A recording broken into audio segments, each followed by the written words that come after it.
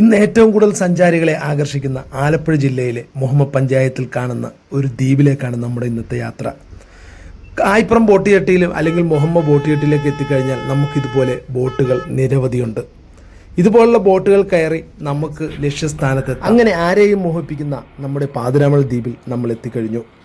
പാതിരാമണൽ ദ്വീപ് എന്ന് പറയുന്നത് പക്ഷി നിരീക്ഷകരുടെയും പ്രകൃതി സ്നേഹികളുടെയും സങ്കേതമാണ്. ശാന്തമായ വേമ്പനാട് കായലിൽ 100 ഏക്കറിൽ വ്യാപിച്ചു കിടക്കുന്ന ഈ ഹരിതദ്വീപ് ലോകമെമ്പാടുമുള്ള നൂറുകണക്കിന് അപൂർവ ദേശാടന പക്ഷികൾക്കും വൈവിധ്യമാർന്ന സസ്യജന്തുജാലങ്ങൾക്കും ഒരു സങ്കേതമാണ്. പാതിരാമണൽ എന്ന പേര് രാത്രിയുടെ മണൽ എന്നാണ് വിവർത്തനം ചെയ്യപ്പെടുന്നത്. ഈ മനോഹരമായ സ്ഥലത്തിൻ്റെ നിഗൂഢ ആകർഷണം തന്നെ വർദ്ധിപ്പിച്ചുകൊണ്ടിരിക്കുകയാണ്. ബോട്ടിൽ മാത്രം എത്തിച്ചേരാവുന്ന പാതിരാമണൽ തണ്ണീർമുക്കത്തിൻ്റെയും കുമരകത്തിൻ്റെയും കായലുകൾക്കിടയിൽ സ്ഥിതി ചെയ്യുന്നതും ചേർത്തല താലൂക്കിൻ്റെ പരിധിയിൽ വരുന്നതുമാണ്. ആനന്ദ പത്മനാഭൻ തോപ്പ്, പാതിരാത്തോപ്പ് തുടങ്ങിയ പേരുകളിലൊക്കെ ഈ ദ്വീപ് അറിയപ്പെടുന്നു. ആലപ്പുഴയിൽ നിന്നും പാതിരാമണലിലേക്കുള്ള യാത്രയ്ക്ക് മോട്ടോർ ബോട്ടിൽ 1.5 മണിക്കൂർ അല്ലെങ്കിൽ സ്പീഡ് ബോട്ടിൽ 30 മിനിറ്റ് എടുക്കും. ഇത് ഹൗസ് ബോട്ട് യാത്രയ്ക്കിടെ അനുയോജ്യമായ പിറ്റ് സ്റ്റോപ്പായി മാറുന്നു. ആലപ്പുഴയിൽ നിന്നും 13 കിലോമീറ്ററും മുഹമ്മയിൽ നിന്നും 1.5 കിലോമീറ്ററുമാണ് ഇങ്ങോട്ടുള്ള യാത്ര. ഉടുമ്പുകളുടെ ഒരു ദ്വീപ് എന്നും ഇപ്പോൾ പറയപ്പെടുന്നുണ്ട്. കാരണം ഒട്ടനവധി ഉടുമ്പുകളാണ് ഇവിടെ നമുക്ക് കാണാൻ സാധിക്കുന്നത്. ഏകദേശം 90 ഇനം പക്ഷികൾ, 30 ഇനം ചിത്രശലഭങ്ങൾ, 160 ഇനം സസ്യങ്ങൾ, 55 ഇനം മത്സ്യങ്ങൾ, 20 ഇനം ചിലന്തികൾ എന്നിവയുണ്ട് എന്നാണ് പറയപ്പെടുന്നത്.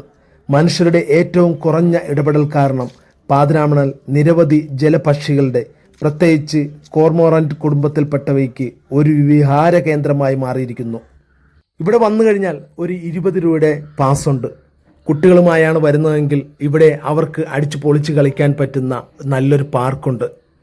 ഇവിടെ മുമ്പ് വെള്ളം കുടിക്കാൻ രക്ഷയില്ലാത്തൊരവസ്ഥയായിരുന്നെങ്കിൽ ഇന്ന് നല്ല കുലുക്കി സർബത്തും ജ്യൂസുമെല്ലാം കിട്ടുന്ന ഷോപ്പുണ്ട്. ആലപ്പുഴയിൽ നിന്നും കുമരകത്ത് നിന്നും തണ്ണീർമുക്കത്തു നിന്നുമൊക്കെയായി എല്ലാ ദിവസവും ആയിരക്കണക്കിന് ആളുകളാണ് ഇവിടെ വന്നു പോകുന്നത്. കണ്ടൽക്കാടുകളുടെയും ദേശാടന പക്ഷികളുടെയും ഒരു സംഗമഭൂമി എന്ന് തന്നെ ഇതിനെ നമുക്ക് വിശേഷിപ്പിക്കാം. സമീപ വർഷങ്ങളിൽ പാതിരാമണൽ ജൈവ വൈവിധ്യ സംരക്ഷണവും ഉത്തരവാദിത്തമുള്ള ഇക്കോ ടൂറിസം വികസന പദ്ധതിയും കേരള സർക്കാർ ആരംഭിച്ചിട്ടുണ്ട്.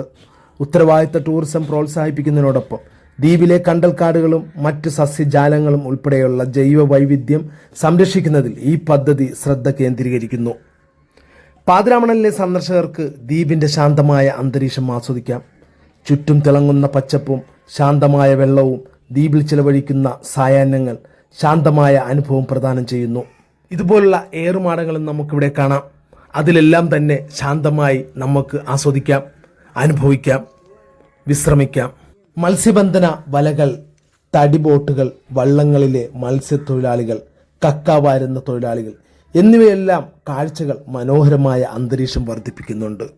പണ്ട് ഒരു ചെറുപ്പക്കാരനായ ബ്രാഹ്മണൻ സന്ധ്യാ നമസ്കാരത്തിനായി കായലിൽ ചാടിയപ്പോൾ കായൽ വഴിമാറിക്കൊടുത്ത് ഈ ദ്വീപുണ്ടായി എന്നാണ് ഐതിഹ്യം. മുഹമ്മ കുമരകം ജലപാതയിലാണ് നമ്മുടെ ഈ ദ്വീപുള്ളത്. 100 കണക്കിന് ദേശാടന പക്ഷികളുടെ വാസസ്ഥലം കൂടിയാണ് ഈ ദ്വീപ്.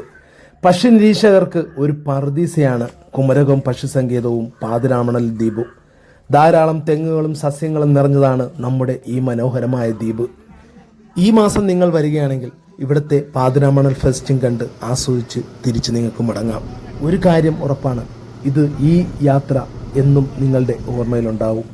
സന്ദർശകരെ പച്ചപ്പിലും ശാന്തമായ കായലിലും മുഴുകാൻ അനുവദിക്കുന്നൊരു യാത്രയാണ് പാതിരാമണൽ ദ്വീപിലേക്കുള്ള സന്ദർശനം. പ്രകൃതിയുടെ മനോഹാരിതയ്ക്കിടയിലുള്ള ശാന്തമായ രക്ഷപ്പെടൽ തേടുന്നവർക്ക് അനുയോജ്യമായ ഒരു ദിവസത്തെ യാത്രയാണ്.